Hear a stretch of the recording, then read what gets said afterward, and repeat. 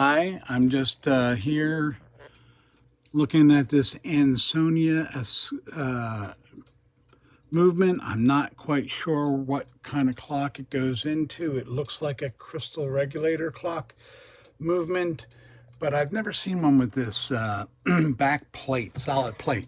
And here's a little entry door that goes in that white spot right here. Has new springs, new bushings. The dial is really nice.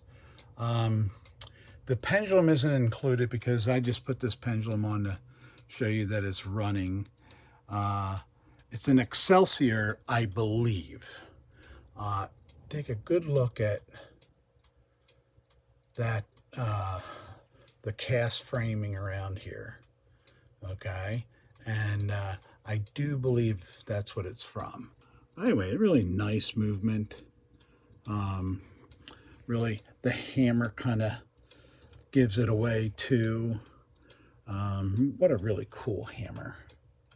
Anyway, you can find it on my eBay store, JR Clocker, and you might want to purchase this one.